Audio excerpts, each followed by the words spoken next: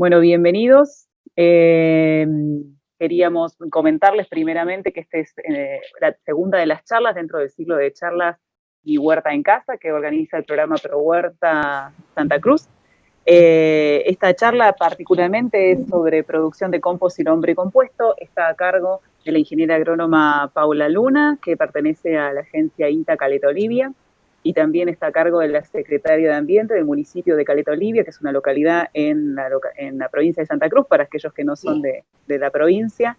Se encuentra al norte, ¿sí? Y es Silvina Sotomayor, ella también es educadora ambiental, y están colaborando en este espacio que va a tardar aproximadamente, va a tener un desarrollo de aproximadamente 50 minutos, con una exposición que lo que esperamos es que, como les comentábamos hace un ratito, va a ser todo un desarrollo, ¿sí? Con alguna presentación, y al cierre vamos a permitir, sí, el intercambio, alguna consulta, comentario, para poder ser más organizados, si les parece, ¿sí?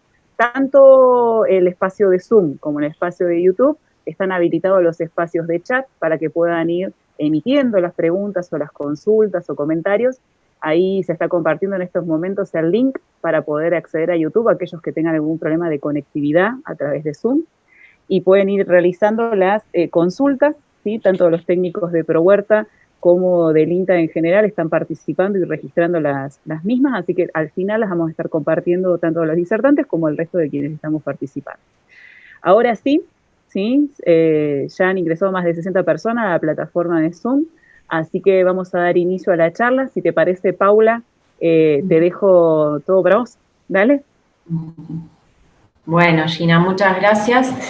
Bueno, buenas tardes a todos. Como bien informó Gina, yo soy Paula Luna, de INTA Caleta, y me acompaña Silvina Sotomayor, quien está a mi lado. Si querés, hola, ¿qué tal? ¿Cómo les va?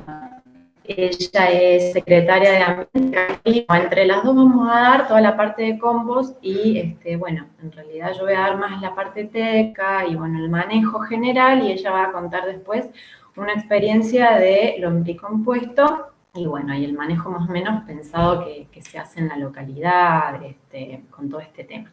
Yo ahora voy a compartir la pantalla con la presentación correspondiente. Bueno, acá una breve presentación de la agencia del Grupo de Extensión Rural INTA Caleta Olivia. Voy a hacerlo breve, como les demostraba recién, cómo los residuos orgánicos ocupan el 50% de nuestra basura. Lo importante es reciclar, ¿sí? No solo por el medio ambiente, sino también por supuesto, por nuestros fertilizantes naturales para las plantas. Bueno, y entre mixto no reciclable y seco reciclable está el otro 50%. Acá les estaba leyendo el compost, que a veces se llama abono orgánico. Muchos por ahí no saben la diferencia, pero es lo mismo, porque el abono o compost es el producto del compostaje, que es el proceso, ¿sí? de elaboración, ¿sí? Y bueno, mejora, por supuesto, como dije antes, las propiedades físicas, químicas y biológicas del suelo. Es un fertilizante natural, como dije recién, y se utiliza por supuesto, para nuestros cultivos, aportar lo que necesitan como nutrientes, ¿sí? Y para su desarrollo es indispensable. Desde la naturaleza, a ver, nosotros tenemos un montón de opciones para compostar, y cualquier material, ¿sí? Que provenga de la naturaleza, y que se descomponga en el suelo de forma aerobia, puede intervenir para ser parte del compost. Por ejemplo, nosotros vemos en la calle, ¿no? En los parques, en las plazas, en nuestro patio, las hojas, todo el residuo que cae de los árboles, la vegetación seca, todo eso se puede compostar y es fundamental y muy importante para nuestro compost. El proceso de compostaje en sí, ¿qué es? Es un proceso biológico en el que intervienen bacterias y otros microorganismos. Esto es muy importante porque sin ellos no se puede compostar, ¿no? Transforman estos residuos orgánicos en un producto estable, inocuo y libre de sustancias tóxicas. Este producto resulta apto para mejorar los suelos en la producción de hortalizas, frutales, plantas ornamentales y forestales, o sea, en todo tipo de vegetación. Mejora las propiedades, como dije recién, físicas, químicas y biológicas del suelo, facilita el manejo de estiércoles y otros residuos orgánicos, logrando un producto sin olor, fácil de almacenar y disponible todo el año. ¿Qué necesitamos para hacer compost desde nuestro hogar, ¿no? Todos los residuos no domiciliarios que provengan de la naturaleza, como dije recién, y también de nuestra cocina, ¿sí? ¿Qué necesitamos primero? Porque hay que planificar, para todo hay que planificar. Entonces nosotros decidimos hacer una abonera y a ver, ¿dónde la vamos a hacer? ¿Y qué necesitamos? Para eso tenemos que disponer de un espacio y un lugar que sea propicio para colocar la compostera. Necesitamos, por supuesto, el material que se va a compostar, que son los restos orgánicos. Agua, aire, temperatura y tiempo. ¿Y por qué lo puse en mayúscula? Porque realmente hay que cuidarlo. Tenemos que destinar, no es mucho, pero sí todos los días un cuidado específico para el compostaje, para nuestra elaboración óptima. ¿Hay condicionantes para diseñar la compostera o abonera? Sí, hay condicionantes. Y para el diseño tenemos que tenerlos en cuenta. Primero es la aislación para la lluvia y el sol directo, ¿sí? Tenemos que encontrar un lugar que sea abierto, ¿no? En la parte superior necesita incluir una tapa ciega, no cierre hermético, como barrera física al ingreso de agua de lluvia y sol directo. Esto es nuestra compostera. Siempre tenemos que considerar que no sea hermética. Después, barrera física al ingreso de los animales. Esto es importante, alejado de los animales.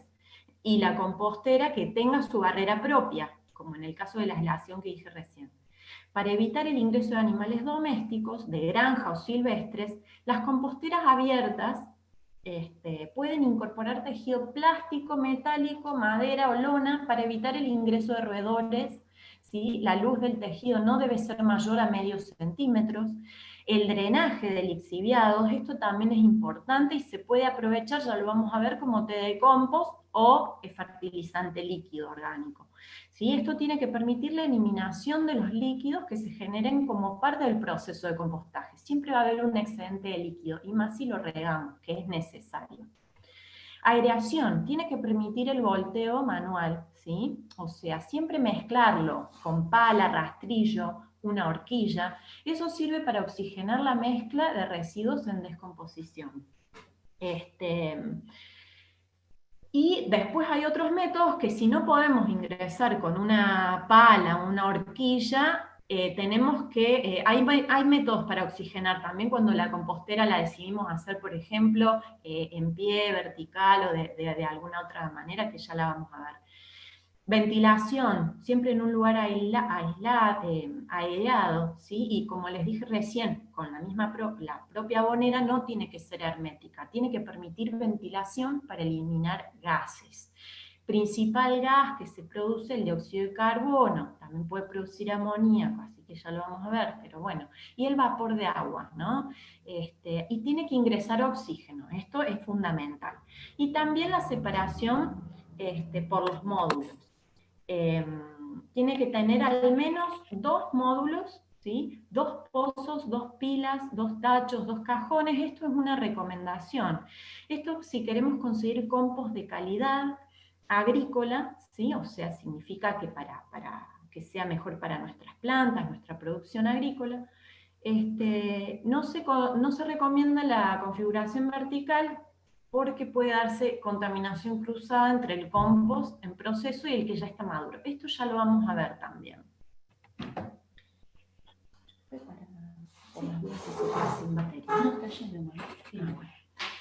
Bien, tipos de composteras. Acá muchos preguntaban, y vamos al caso de recién, si puede ser cerrada, puede ser abierta o semicerrada.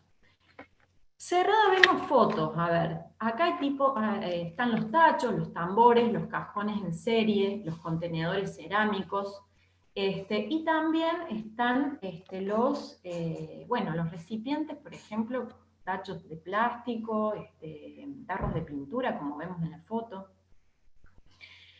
Acá se ve, bueno, son recipientes cerrados y que tenemos que después tener en cuenta ciertas cosas para manejarla, ¿no? No es lo mismo que la compostera abierta, que es una compostera sobre el suelo, puede ser en tipo pila o tipo pozo.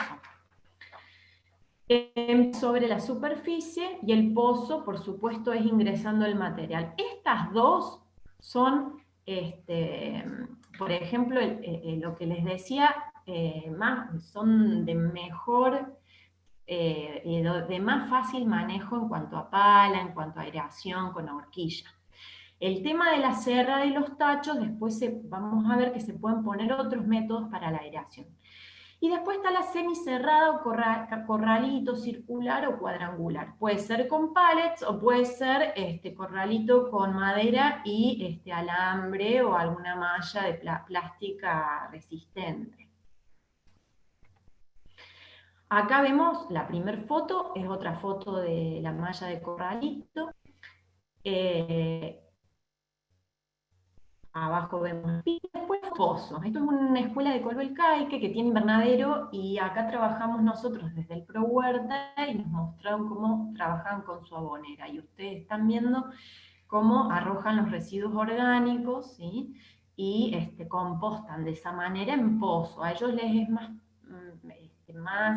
beneficioso de esa manera. Y ya que estoy para estas zonas patagónicas, y no así como el norte, para estas zonas patagónicas, ahí es una manera muy eficiente por el tema de los vientos y de la sequía que hay generalmente, más que todo en las épocas de verano, ¿sí? Acá se retiene más el agua, la humedad, y es como más fácil de manipular. Está también la abonera de pallets, que como esto yo les decía, hay alternativas para la aireación cuando son recipientes. Y acá nosotros lo que hemos hecho, esto es una prueba, uno de los talleres, colocarle el tubo de PVC perforado adentro, ¿sí? Porque esto permite la oxigenación, tanto de abajo como de arriba. Entonces, acá está muy bueno, es una propuesta que probamos en esta situación, con paredes, y ustedes ven malla mosquitera en las paredes, y la verdad que en esta zona tuvimos la experiencia que no nos fue muy buena porque se nos secaba mucho y teníamos que aumentar el riego. Y acá es una zona, para los que no conocen, Caleta Olivia y alrededores, de poca agua, ¿no? Acá por ahí tenemos problemas con el agua, potable, que para estos casos necesitamos agua potable. Entonces, se nos secaba mucho. ¿Qué hicimos? Siempre el tubo para solamente los que son recipientes herméticos. Como para que se den una idea de una abonera familiar, se estima más o menos un tamaño no menor a 0,5 metros cúbicos. ¿Qué significa esto? 1 metro de largo por 1 metro de ancho por 0,5 metros de altura. Estas son medidas tipo, por supuesto no es algo que solamente con estas medidas se pueden hacer. Hay muchas opciones, pero esta es una recomendada, ¿sí? ¿Qué material ahora se puede compostar? Acabamos de ver los tipos de aboneras y qué parámetros tenemos que tener en cuenta para determinar el lugar y el tipo de esa abonera, ¿sí? Ahora, ¿qué materiales vamos a utilizar? Todos los restos orgánicos que provienen de cocina, jardín, huerta y de la granja también. De acuerdo a nosotros podemos clasificar estos restos orgánicos aptos para el uso en verdes y marrones, según las características del material y su humedad, ¿sí? Los verdes, ¿a qué se hace referencia? Son los restos de verduras crudas o cocidas, cortes de césped, hierba, estiércol de animales, cortes de alfalfa y otros pastos frescos. Y por supuesto tienen humedad alta a moderada. Añaden principalmente nitrógeno, que nos va a servir, por supuesto, es un elemento clave como fertilizante, y apocan por poca estructura. ¿Qué significa esto? Que no son muy fibrosos ni son unos materiales que hagan a la estructura en sí del suelo, sí a a la fertilidad. Se descomponen rápidamente, ¿sí? Es un complemento, sin duda, a los marrones. Siempre en una compostera tiene que haber ambos. ¿Y cuáles son los marrones? Las hojas secas, los restos de poda, los papeles en desuso, sin tintas, aclaro, cartones, cafés, saquitos de té, restos de cosecha, cáscaras de huevo, carbón, turba, restos de madera como acerrino, viruta, cortezas, etc. Son materiales que contienen baja humedad, aportan principalmente carbono, que ya les voy a decir esta relación, lo importante que es tenerla en cuenta, y mejoran la estructura del suelo, porque aportan más fibra, aportan materiales que hacen más bien a la estructura, a la porosidad, a la retención de humedad, etc. ¿Sí? Bueno, es lo que les dije recién. Y se descomponen más lentamente. ¿Qué sirve y qué no en la bonera? Acá tenemos que tener en cuenta.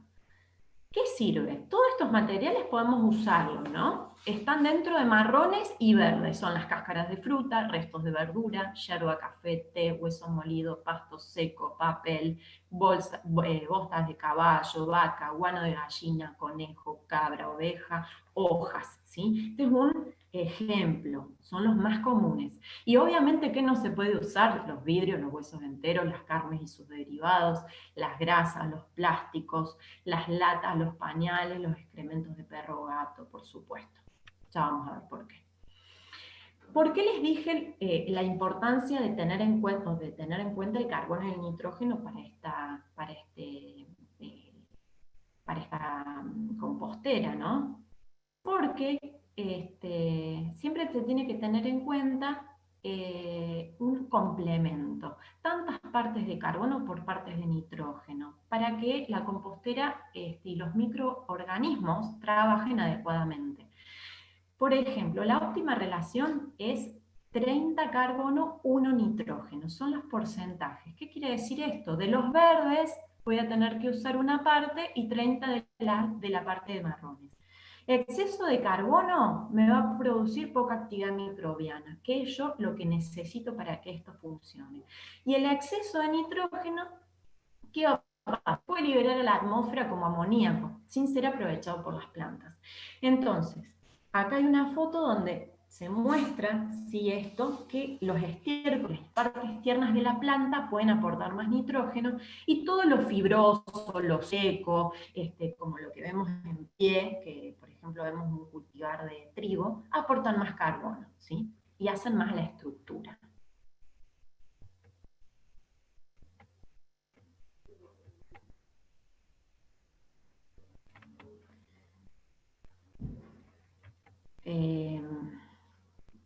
Bien.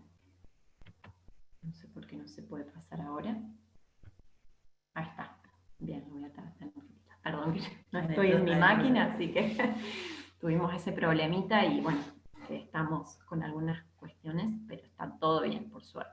Bueno, relación carbono y nitrógeno, esto no lo voy a detener a leer, por supuesto, pero para que lo tengan y lo vean, qué cosas de origen vegetal y animal van a la bonera, son aptas, y las relaciones carbono-nitrógeno, por ejemplo, de cada elemento. Esto nos va a servir para combinar los elementos, ¿sí? Y hacer los cálculos para la bonera. Por supuesto, esto uno lo maneja a ojo, son cosas indicadores que se pueden tomar como referencia a la hora de hacer algo más elaborado y más a gran escala, ¿sí? Los factores intermediarios del proceso de compostaje, como dijimos recién, intervienen microorganismos como hongos, bacterias y ácaros. Necesitan materia orgánica como alimento para crear sus cuerpos, ¿sí? Su biomasa, para que puedan funcionar y realmente formar parte de este proceso.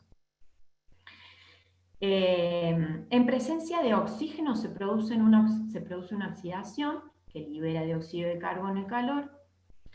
Se libera, para que se sepa, 2/3 partes de carbono, y la parte restante se combina con nitrógeno para formar las estructuras de nuevos microorganismos. ¿Por qué insisto con los microorganismos? No solo van a participar para la producción de compost en sí, sino son los que dentro del material van a ayudar a las plantas a tomar nuestros nutrientes. Por eso es indispensable tenerlos en cuenta. el proceso de compostaje, ¿sí? Vemos que al comienzo se dan en distintas etapas para que tengan en cuenta. Al comienzo hay una oxidación, ¿sí? Que actúa en bacterias y hongos que necesitan oxígeno. Son aerobios y toleran temperaturas moderadas. Son los microorganismos mesófilos. A los 15 a 20 días las temperaturas van aumentando hasta llegar a 70 grados y aparecen ya los termófilos, que son los que toleran estas temperaturas.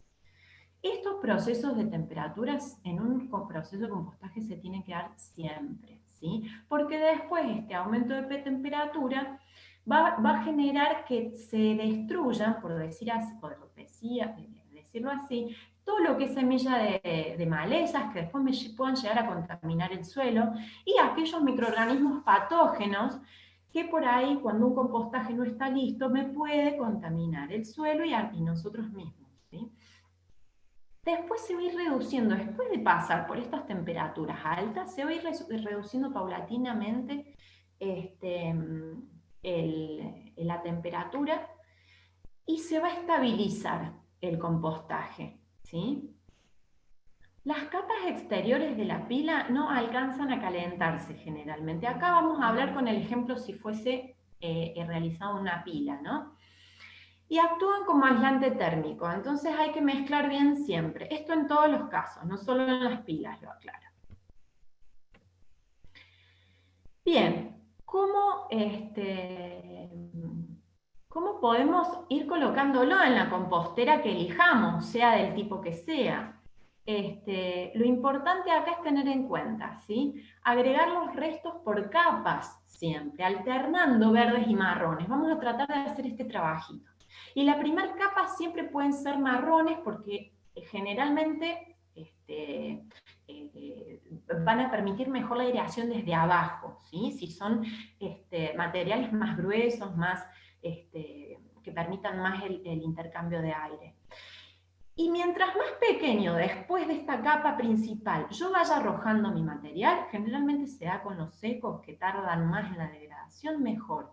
Tengo que por ahí tomarme el trabajito de cortapicarlo, ¿sí? O tener una chipeadora en casos de mayores escalas, de ramas o de materiales gruesos que nosotros piquemos y así vamos a obtener seguramente una degradación más rápido y antes el abono ya listo. Adicionar una fina capa de tierra es recomendable entre estas capas de verdes y marrones porque tienen microorganismos, ¿sí? Que ayudan a acelerar el proceso de compostaje. Y vamos a cubrir después la compostera para evitar pérdida de humedad por evaporación y exceso de la misma por lluvia.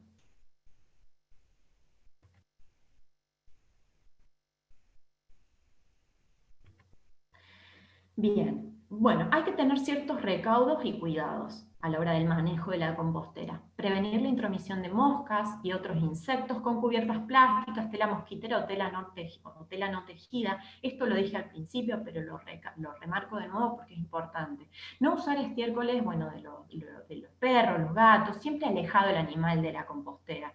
No usar pañuelos descartables, residuos lácteos, grasas, huesos. Esto un poquito recordando los materiales que no se pueden usar. Si se usan estiércoles de animales, esto es importante. Siempre observar que se alcance esta temperatura de 70 grados para desactivar después cualquier tipo de semillas de las malezas que pueden haber ingerido estos animales, porque son herbívoros y ramonean muchas malezas que me pueden contaminar después la huerta o el sitio donde yo quiera cultivar, ¿sí? Bien, actividades principales. ¿Sí? Esto también de manejo, el riego. El agua potable necesaria para crecimiento y multiplicación de la flora microbiana, siempre. La frecuencia dependerá del tipo de abonera, ¿sí? Va a ser menor en pozo y contenedores, como les dije en un principio.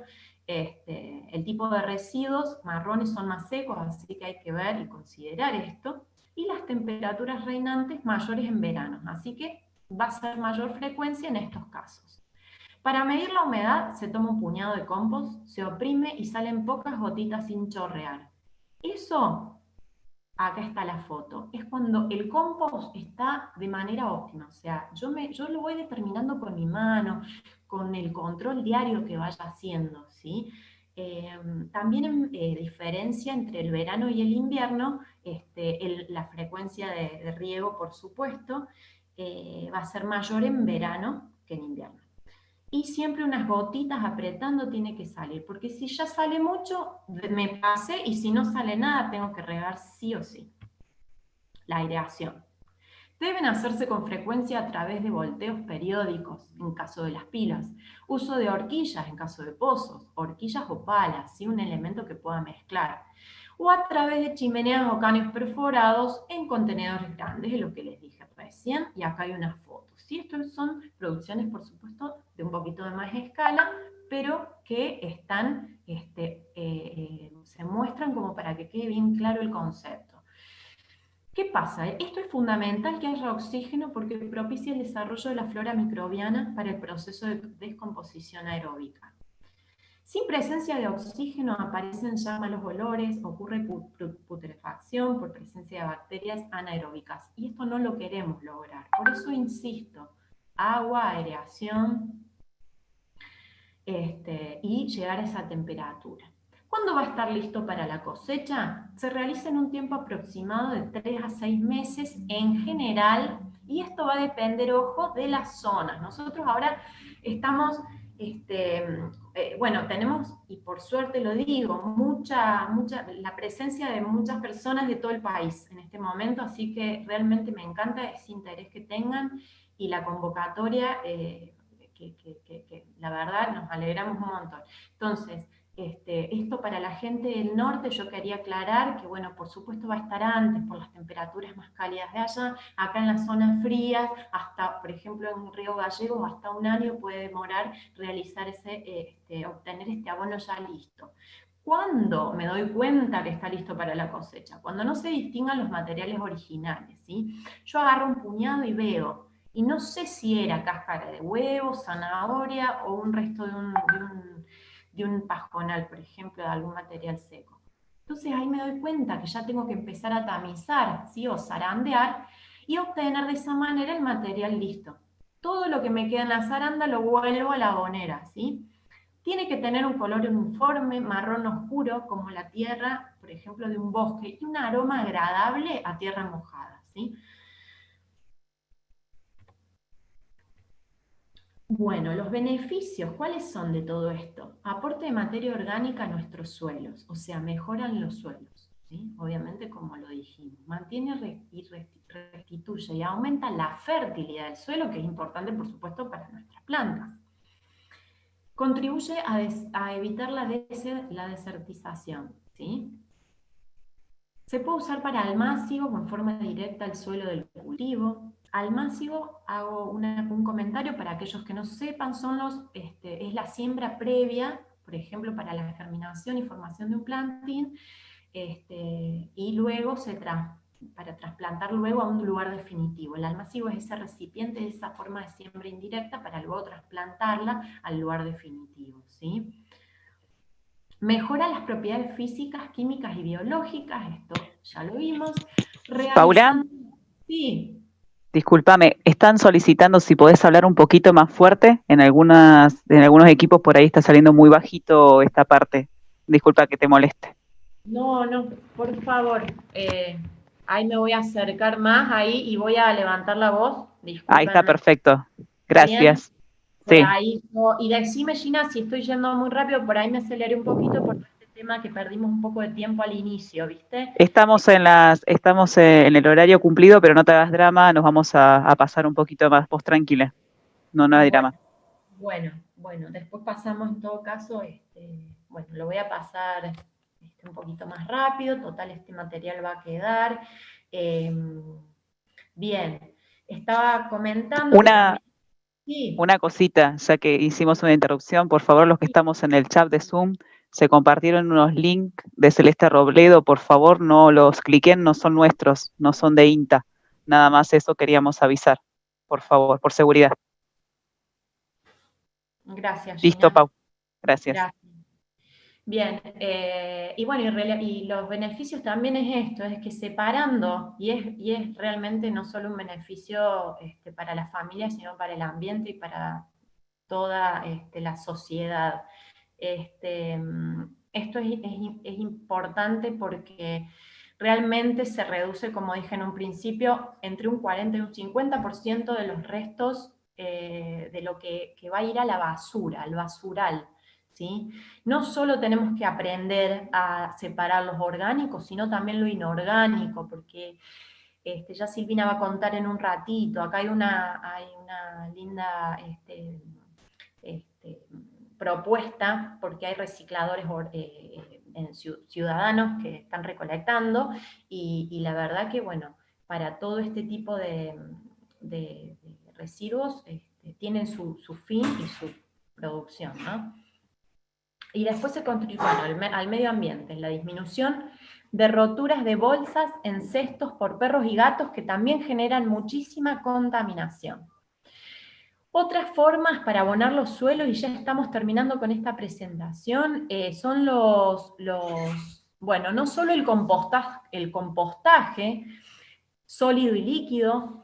El líquido sería el té de compost. ¿Y qué es? ¿En qué se diferencia a lo sólido? Es que digamos, es lixiviado, diluido en agua, que yo voy a separar para también usarlo como fertilizante.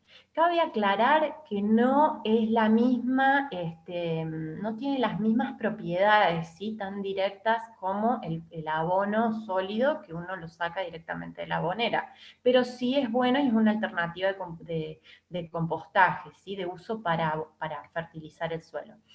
El lombricompuesto, que ya va a hablar Silvina ahora de su experiencia, y bueno, y los abonos verdes, que son siembras al voleo de especies de leguminosas que aportan nitrógeno, y como las leguminosas van a aportar nitrógeno y las gramíneas estructura, que es lo que les dije en un principio, son una buena combinación para sembrar al voleo y que mejore los suelos, porque después eso crece y yo lo puedo incorporar.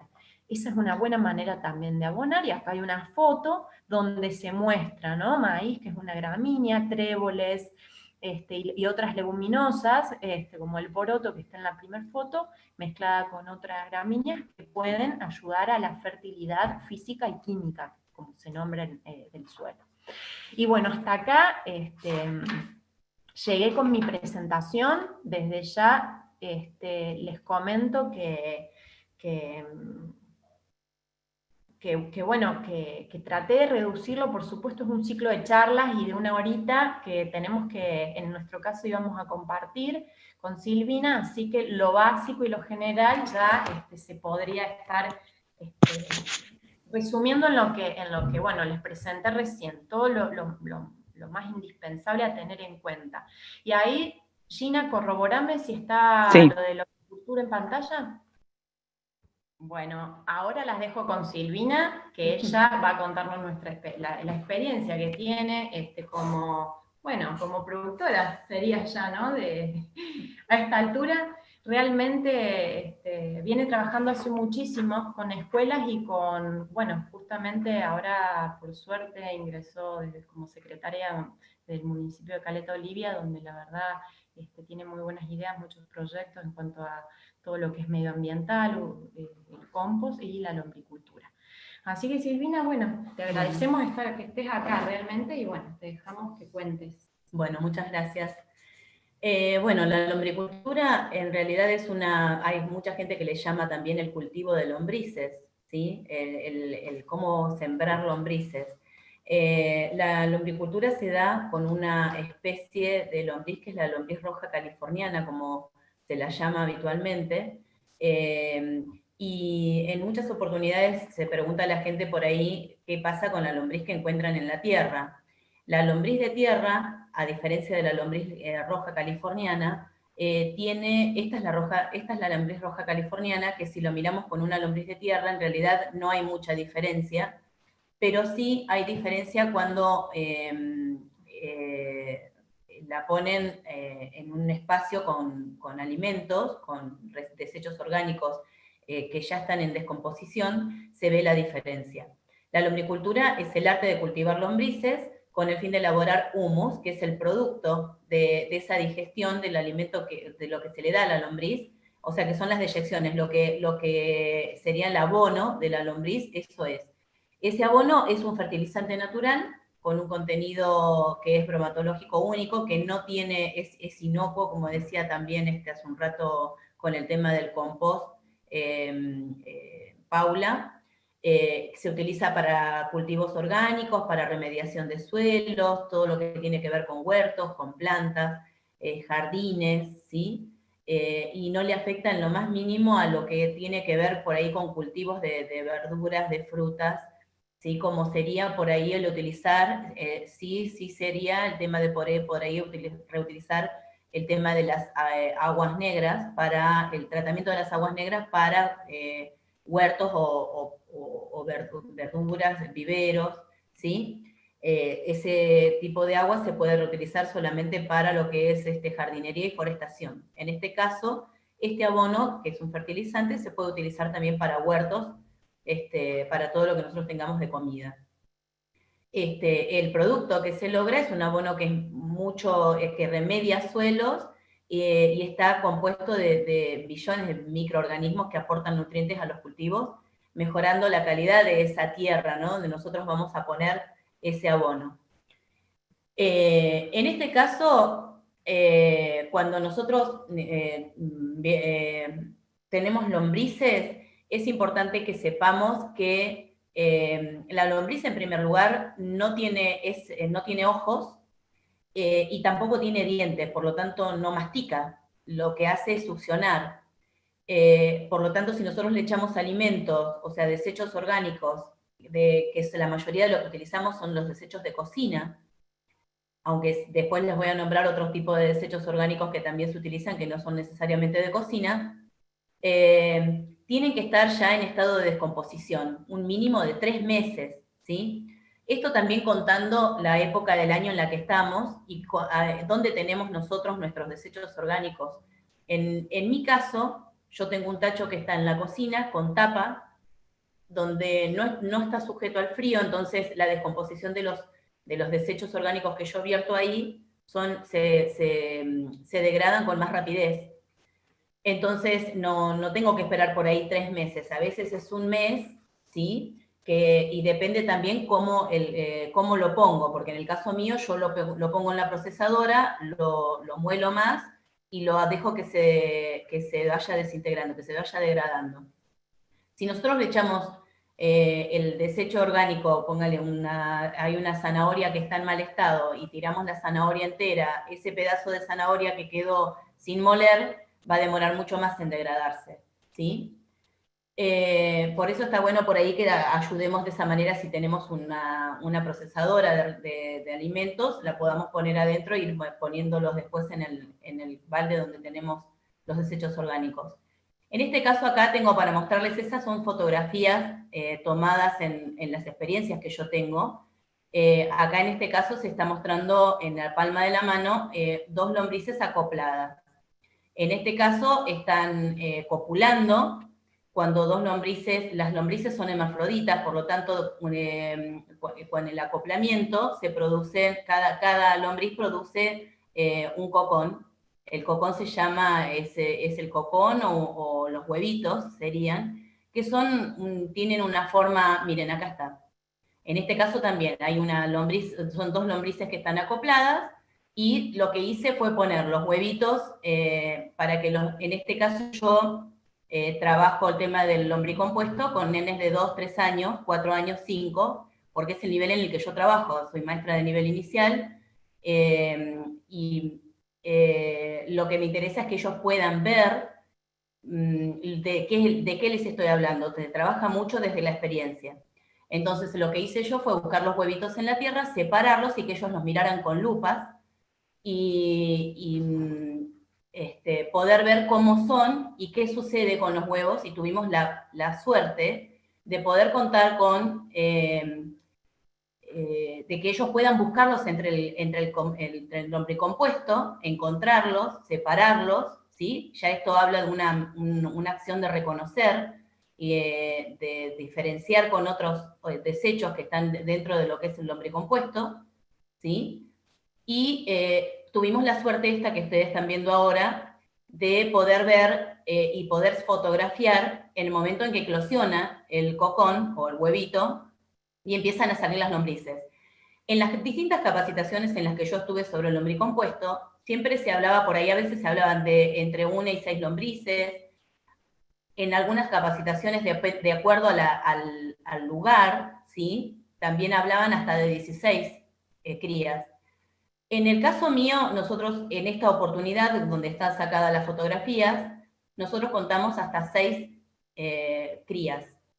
Pero no fue siempre así. En algunas eclosiones hemos visto 3, en otras 2, en otras 4, ¿sí? Lo máximo que hemos visto son 6. En este caso, cuando nacen, tienen alrededor de 2 milímetros más o menos, son bien blanquitas, transparentes, y empiezan a tomar color, un color blanquecino a pasar de los días, hasta que empiezan a ponerse de color, un color rosado, ¿sí? Un color rosadito, porque desde que nacen empiezan a alimentarse aparte. Lo que les quería contar era que la lombriz come su peso diario, ¿sí? En el caso las lombricitas, acá podrán ver, a ver, les estoy mostrando con el cursor, acá ven estas cositas chiquititas acá, son crías, ¿sí? Muy chiquititas, y después tienen otras que son más grandes. Estas de acá pueden llegar a tener 3 días, 2 días, más o menos. Alrededor de los 6 días ya comienzan a... esta información que dice de cada cocón nacen entre 6 y 15 lombrices es la información que nos dieron a nosotros en la capacitación. Yo, desde mi experiencia, hasta 6 lombrices fueron, ¿sí? Los que nacieron de un cocón. Acá esta fotografía fue tomada alrededor de los 6 días, 7 días más o menos. Este es el color que van tomando a poquito. A los 3 meses ya esta lombriz, es cuando 3, 4 meses ya llegan a la adultez.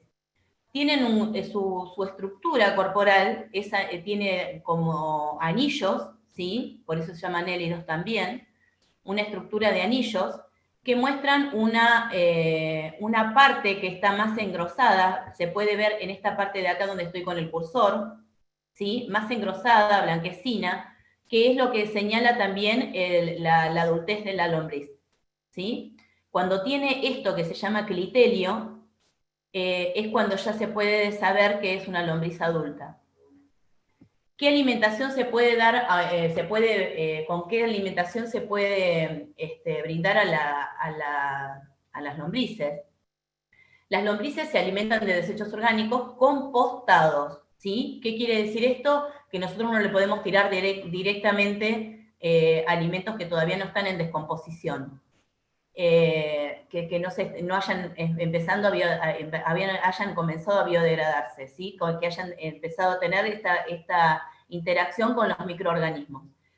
En esto los desechos de té, de café, yerba mate, los restos de frutas, verduras, incluidas también las pieles, o sea, las cáscaras de la manzana, de la pera, todo eso también va.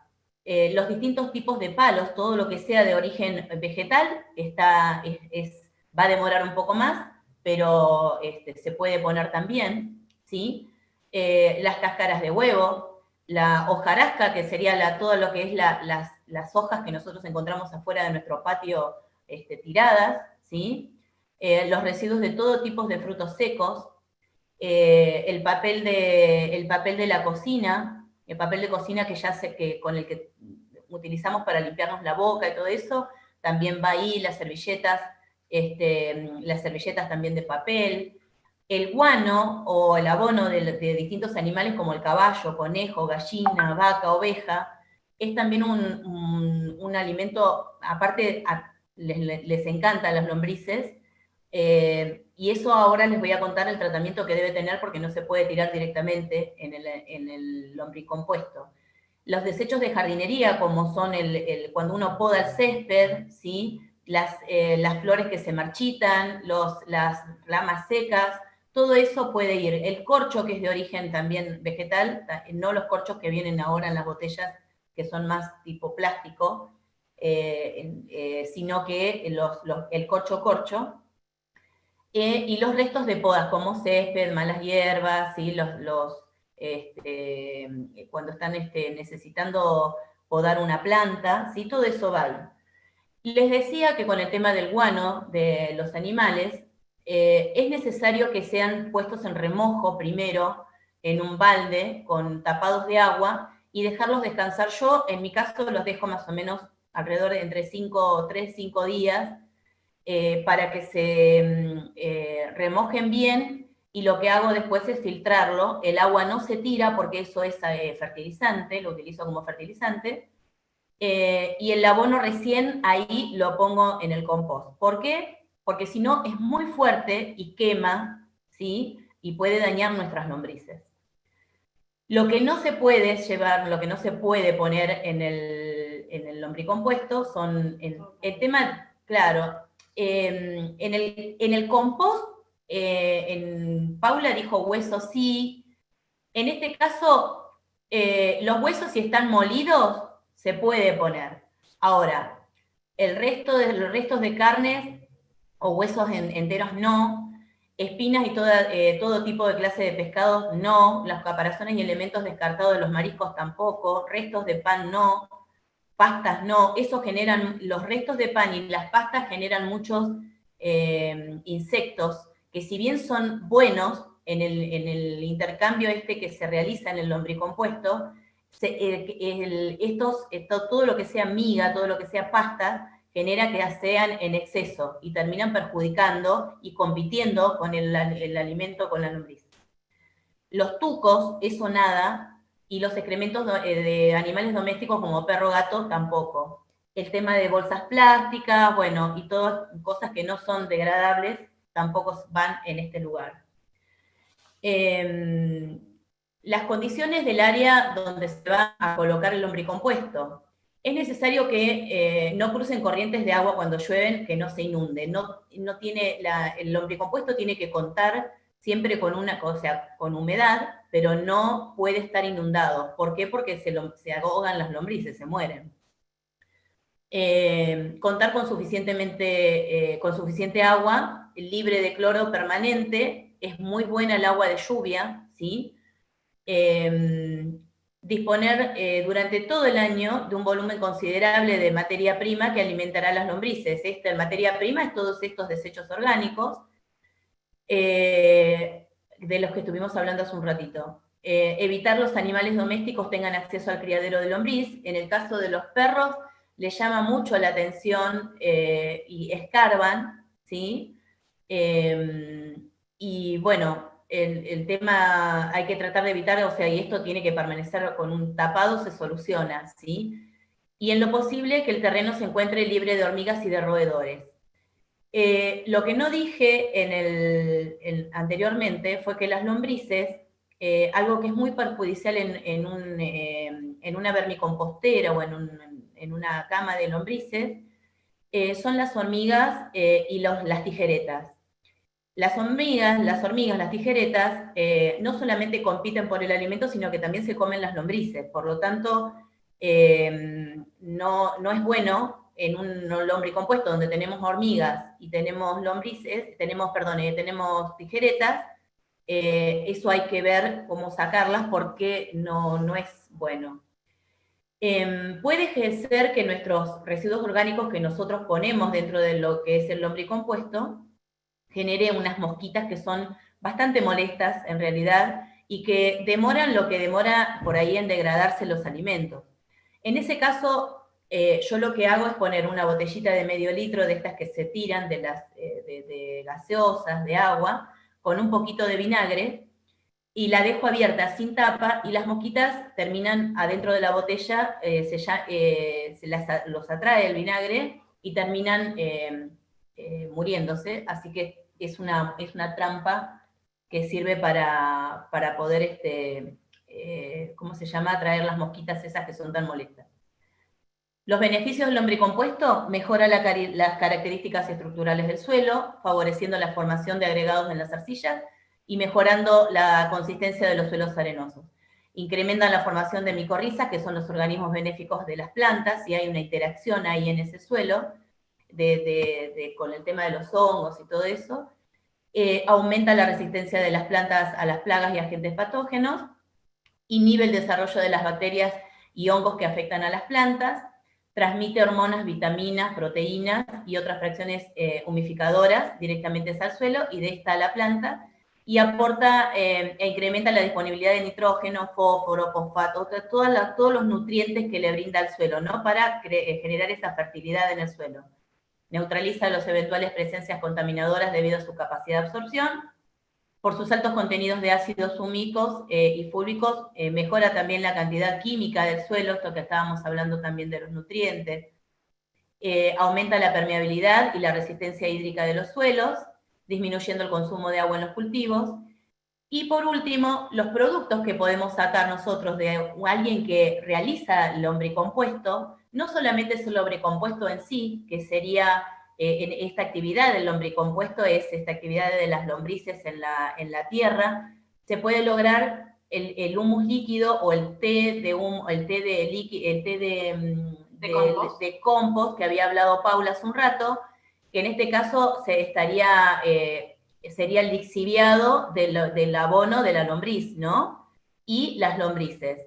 El valor de las lombrices por unidad en la zona patagónica están más o menos entre 3 pesos y 7 pesos cada lombriz. Imagínense, para un productor de lombricompuesto, que las lombrices se reproducen rapidísimo. O sea que no es... tiene una... ellos en una época de verano, en época estival, se reproducen todas las semanas ponen un huevo, y ese huevo, de ese huevo salen hasta 6 crías, en el caso de la experiencia mía. Imagínense lo que crece. En esta época que es de invierno, les entran como un estado de letargo, donde es como que se duermen, no es que están en una inactividad total, pero trabajan mucho menos, ¿sí? Y sí, en el verano es muchísimo más como se reproducen. Un mito es el tema de los cítricos y los cítricos, todo lo que sea limón, naranja, mandarina. En el caso mío, mis lombrices las consumen y les encanta, ¿sí? Y en el cebolla también. Y algo que les encanta muchísimo también, que si nosotros quisiéramos pescar lombrices, que es la técnica en realidad para poder atrapar lombrices, pescar lombrices para poder darle a otra persona, sería el término de pescar, es la borra de café. El café también es algo que les encanta. Y bueno, y ni hablar de los guanos de conejo o de gallina o de vaca, de caballo, también. Es impresionante lo que les gusta. En el caso mío, lo que yo hago es ponerlo en una red donde, ¿vieron como las bolsas de red de cebollas? Lo que hago es poner abono ahí, en ese lugar, lo dejo en remojo, y lo que hago es hacer un pozo en un lateral de la lombricompostera, y lo entierro. Dejo un pedazo de la bolsa de red saliendo y los dejo 5 días, 6 días aproximadamente, y cuando lo voy a sacar, esa bolsa está llena de lombrices. Es una manera que yo tengo de pescar, ¿sí? De pescar lombrices. Bueno, hasta ahí sería la parte del lombricompuesto. Muy bueno, sí, la experiencia realmente fina, que viene trabajando hace un montón en esto. Así que bueno, desde ya, pido disculpas de nuevo por los inconvenientes iniciales, y ahora sí estaríamos iniciando por ahí los intercambios, si tienen alguna consulta. Y bueno, por ahí se fueron respondiendo con algunas, con la misma presentación. Así que bueno, estamos ahora por escucharlos a ustedes. Bueno, muchas gracias, Silvina, que para nosotros es la invitada, porque participa desde el municipio de Caleta Olivia. Gracias, Paula. Además está decir que, bueno, sumamente clara, interesante, felicitaciones y agradecimientos que están circulando ahora en el chat, que algunas consultas se fueron eventualmente resolviendo en el transcurso de los intercambios. Indistintamente de los inconvenientes técnicos, creo que la charla fue sumamente esclarecedora. Y bueno, ahora si están dispuestas un ratito, a los que tengan ganas, se quedan, vamos a estar compartiendo algunas preguntitas que estuvieron circulando tanto en el chat del Zoom como de YouTube, que acá ya las tenemos. Por ahí algunas cuestiones ya fueron las primeras preguntas al inicio, por ahí algunas ya se resolvieron, pero además no está volverlas a aclarar. Vamos a tratar de hacerlo lo más general posible. Hay algunas preguntas que tienen que ver, bueno, si se puede volver a aclarar el tema del tiempo en el transcurso de... Ahí se cortó, sí. Se cortó, Gina.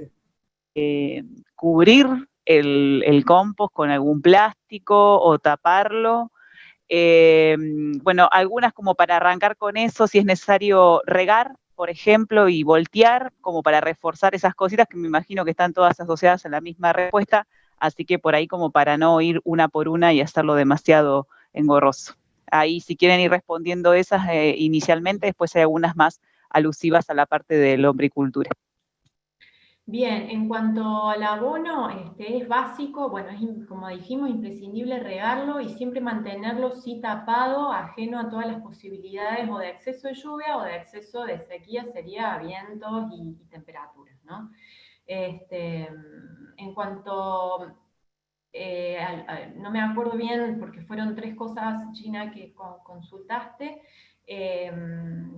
El tema del tiempo, creo que del proceso, eso va a depender también de los cuidados que nosotros tengamos. Nosotros tenemos que ir viendo siempre, controlando temperatura, humedad, aireación, todos los días, en verano, y en invierno 2 veces por semana más o menos tenemos que ir y considerar y controlar todos estos parámetros a tener en cuenta. Otra cosa que les dije antes, que es importante también es el pH, pero bueno, eso ya es para compostajes más en escala, que también se equilibre lo ácido con lo no tan ácido, ¿sí? Y también va a depender de cómo lo arrojo el material, como les decía. Si son secos, ponerlos del menor tamaño posible, regarlo un poquito más, siempre considerar esto de 30, proporción más o menos 30 de marrones, C1 verde, que son los que aportan más carbono, los secos, y nitrógeno, los mojados, los verdes. Y bueno, aireando y llevando un control permanentemente, seguramente antes se va a obtener el producto. ¿Sí? Esto es básico. Si uno lo deja estar y lo riega y por ejemplo, pasan semanas que no se riega, está seco, esto es de nuevo empezar, de nuevo volver a regar, iniciar todo el proceso. ¿Sí? Y si se puede, un termómetro para ir controlando estas temperaturas es importante, porque siempre tiene que pasar, como les digo, esta temperatura elevada para matar todo posible patógeno. No sé si con eso respondí.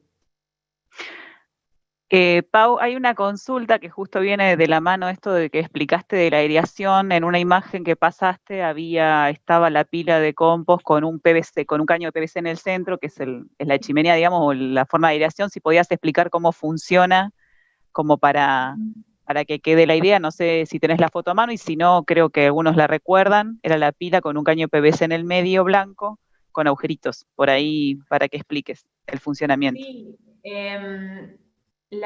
bueno, eso es fundamental, es simple, es una cañería de PVC o de algún otro material que nosotros creamos que puede servir también, que se pueda hacer agujeros aleatorios, y se lo pone en el centro de la abonera. Y en este caso la abonera, por supuesto, tiene que tener una salida de aire.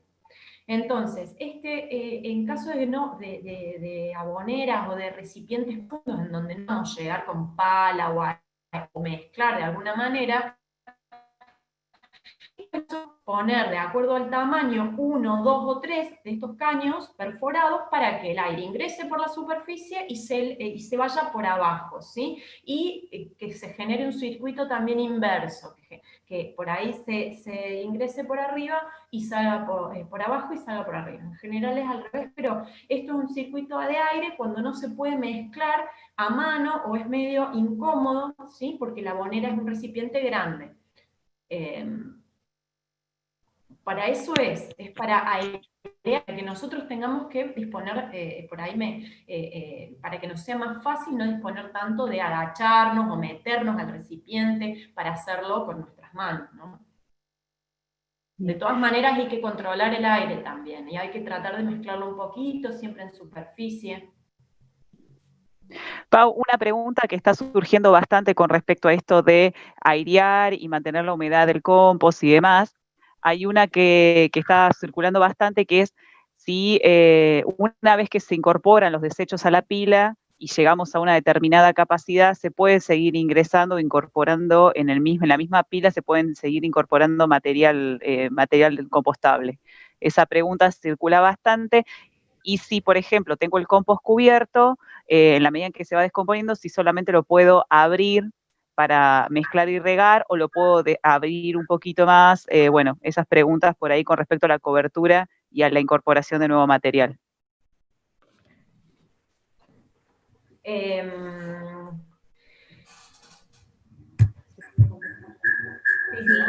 Perdón, pero justo tuvimos un percance con el enchufe y estábamos con miedo que se nos apague la máquina. Brevemente, Gina, si podés repetir, perdón. Sí, básicamente sí, después de haber incorporado, después de haber armado una pila, se puede seguir incorporando material compostable. Y si, por ejemplo, si tenemos el compost cubierto, si solamente lo descubrimos para regar y airear, o podemos mantenerlo también descubierto algún tiempo más, o podemos tenerlo descubierto. No sé si se comprendió la pregunta, pero sinteticé.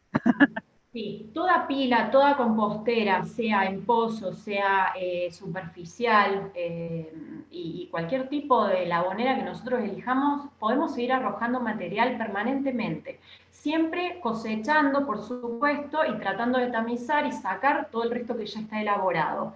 Todo eso se vuelve a la compostera, lo que queda como resto, y se puede siempre seguir agregando. Es una fábrica de fertilizante natural la compostera, para que ustedes lo vean así, entiendan, permanentemente. Y por eso en mi presentación di las opciones de tener dos, ¿sí? Porque en una ya voy sacando y recolectando todo lo que se va haciendo, y en otra voy arrojando lo nuevo mientras, y lo puedo ir agregando. También por esto de la contaminación, porque si yo obtengo un material que todavía por ahí no se compostó exactamente como lo quería, puede contaminar. Entonces tengo que asegurarme bien eso. Por eso la alternativa de tener siempre dos. Pero se puede siempre seguir arrojando, sea en pila, sea en pozo. Y con respecto a lo otro, ¿qué era? Lo de la cobertura. La ventilación, no, yo siempre voy a que no se mantenga hermético ni cerrado por muchos días. Siempre se tiene que ir aireando y con la cobertura acorde, digamos, pueden ser mallas, pueden ser tapas que sí tengan ingresos de aire, pueden estar a cielo abierto aquellos días que consideremos, por ejemplo, que hacen por ahí calor y que lo quiero airear y dejarlo abierto. En general, si está más cerrado e ingresa menos aire, lo tengo que airear más manualmente, y si está a cielo abierto, tengo que cubrirlo en estas ocasiones o de extremos, de temperaturas, de frío, de excesivas lluvias, etcétera, ¿sí? Perfecto, Pau. Te traduzco, te leo una literal porque es como se ve que han hecho un experimento y te lo quiero leer tal cual. Dice, si yo lleno un tacho de 20 litros de restos de verdura, lo inundo en agua y lo dejo unos días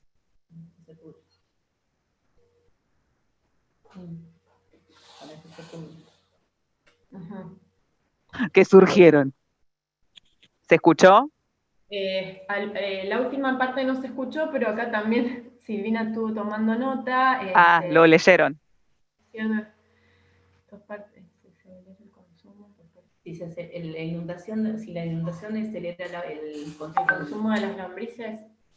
Sí, si un tacho de 20 litros de restos de verdura lo inundo en agua y lo dejo unos días al borde de la putrefacción, sí es cierto que luego esto acelera el consumo, lo aceleraría para el consumo por parte de las lombrices.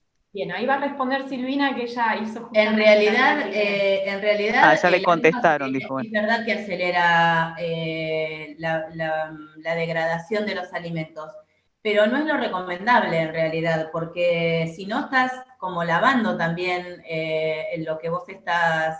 ¿Inundarlo? No.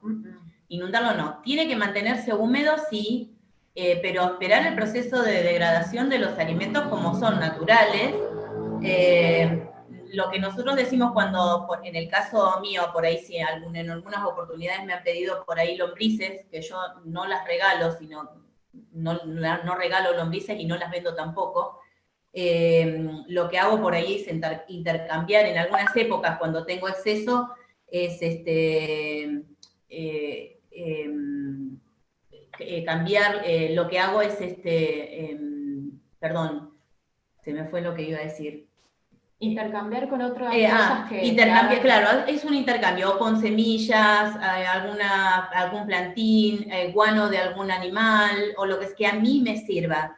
En este caso, lo que siempre les digo es, primero, preparar el abono. Una vez que tuvieron mínimo 3 meses, 4 meses, de acuerdo, ahora en invierno les pido siempre 5 meses, porque con el frío siempre demora mucho más, a no ser que lo tengan adentro como yo, donde es más cálido el lugar, entonces el proceso de degradación se acelera.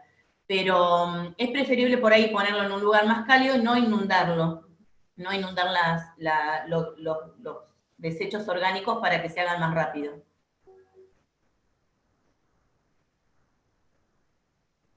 Sí, como dije yo recién en la presentación, se necesita más o menos cierta humedad, ¿sí? Y nosotros la podemos ir controlando también con la mano, con el ojo, con los olores, con nuestra, el día a día, ¿no? Ir viendo que con los materiales también que uno va arrojando, así que todo influye también en el tema de la humedad y hay que controlarla, ni en exceso ni que falte.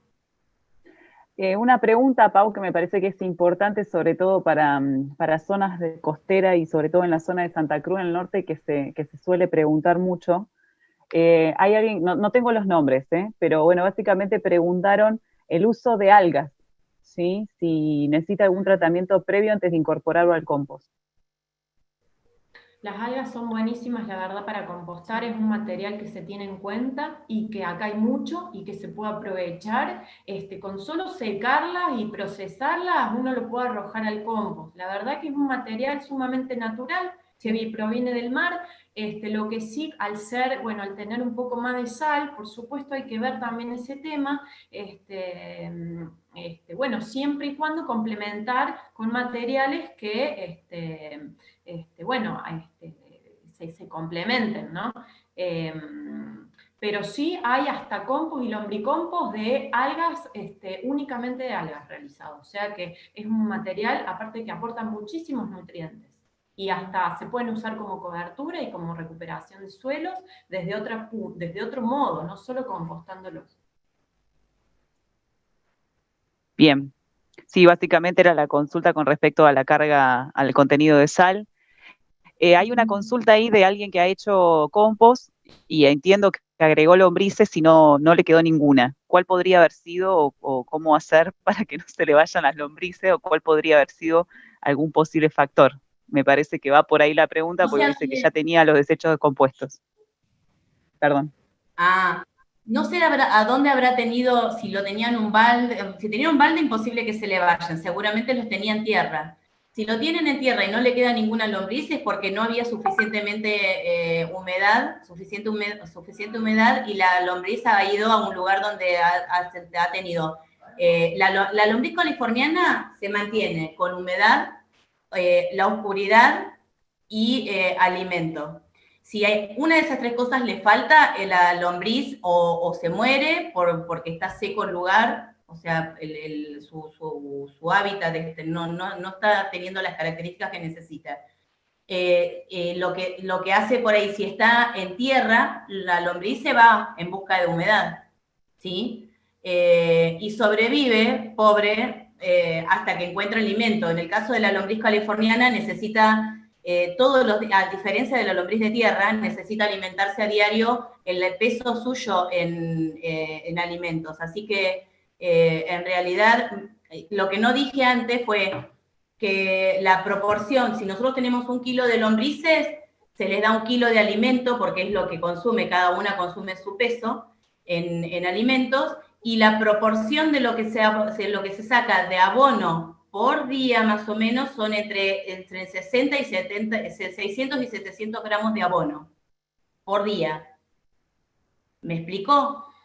O sea, de lo que come a diario. Si por día la lombriz come su peso, se alimenta con su peso, y el 60 o 70% es lo que produce en abono.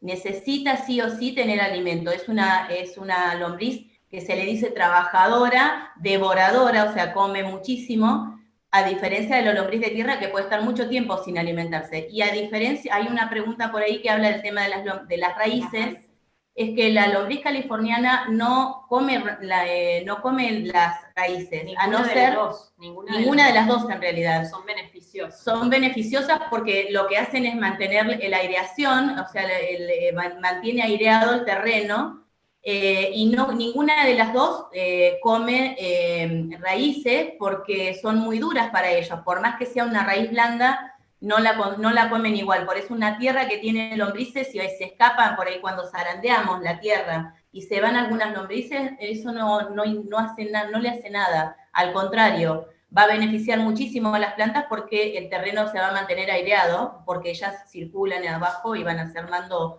como corredores debajo de la tierra. Y otra cosa, agregando a esto, nunca pueden alimentarse de vegetación viva, ¿sí? O sea, si es una duda esa, siempre se alimentan de restos orgánicos en descomposición. Claro. Una consulta que hacen con respecto, justo ahí hicieron la salvedad de la californiana y la diferencia con la lombriz de tierra o la común, digamos. Dicen si igual la lombriz que está en la tierra sirve o hace el mismo proceso puede generar el mismo producto que la californiana, o sirve. No. Es más, lo que se solicita por ahí es tratar de evitar la cruza, o sea, de que se acople una lombriz de tierra con una lombriz californiana, porque baja la calidad del producto, es inferior. Y no es la misma calidad, pero sí aporta la común a la estructura, como dijo recién Silvina, en cuanto a las galerías de aireación y de retención de humedad. Son bárbaras para el suelo, las dos, pero bueno, el producto no es el mismo. Exacto.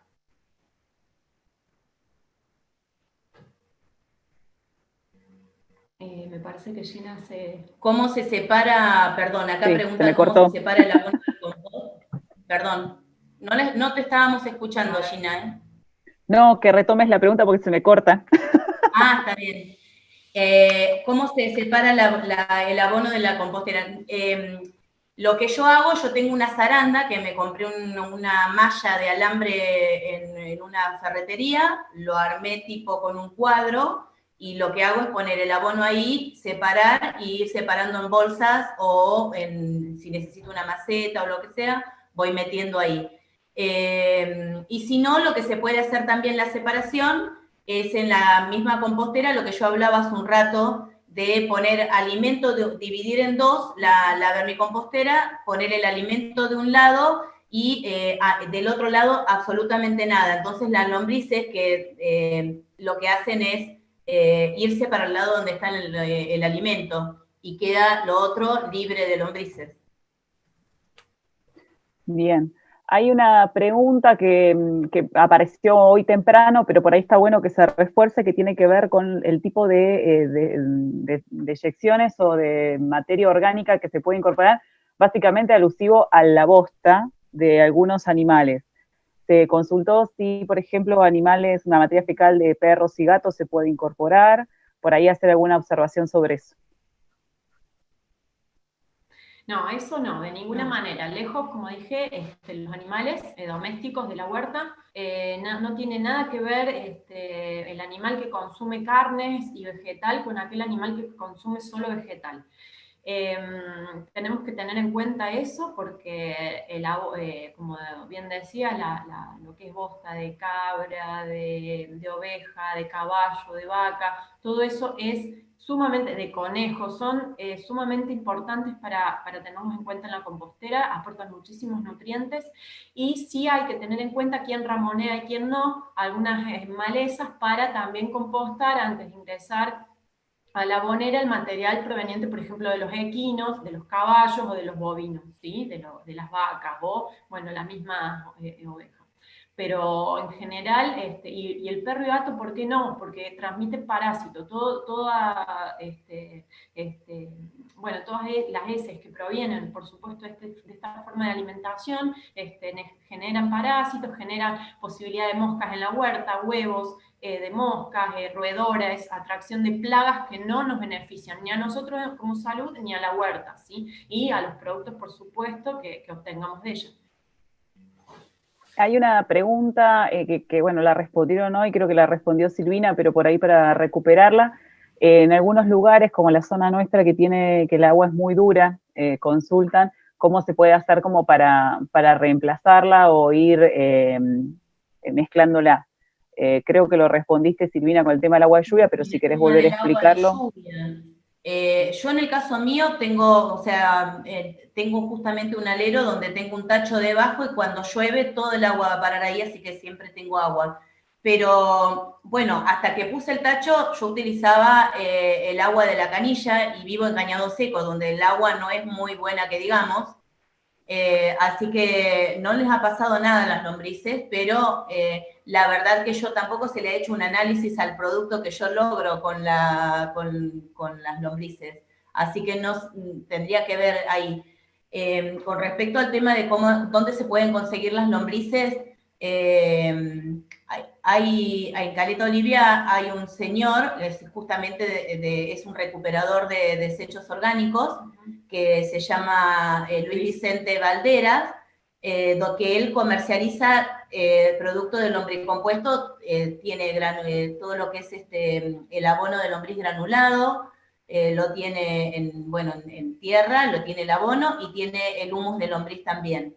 Y también vende lombrices, así que eso lo pueden buscar si quieren en Facebook, Lombricultura Caleta Olivia.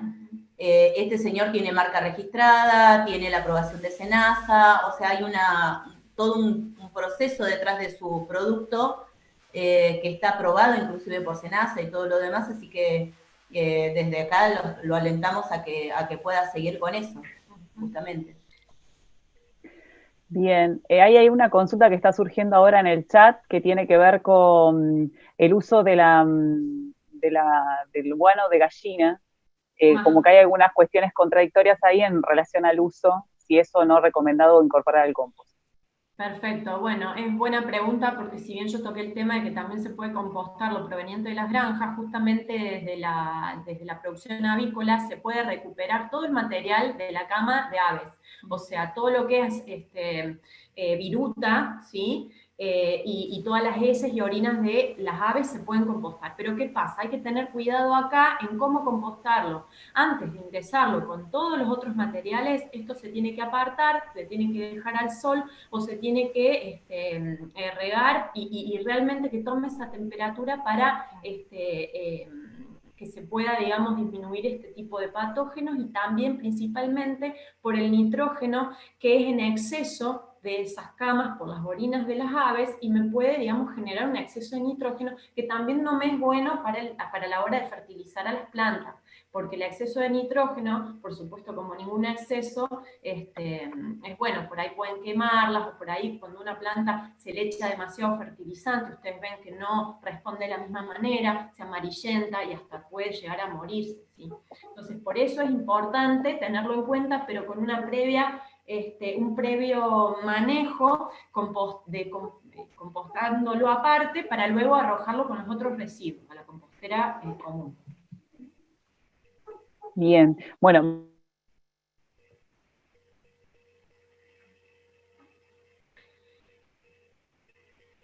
Ahí quedó. Voy a tratar de sintetizar en una sola pregunta, voy a tratar de sintetizar dos. Están preguntando con respecto a si ya tengo un núcleo de lombrices californianas generado o en el compost y puedo agregarle nuevos núcleos, si eso genera competencia o hay competencia entre ellas, y cuánto más o menos de compost se recomienda tener para incorporar un núcleo. Perdón. Tienen que calcular que la lombriz come su peso, ¿sí?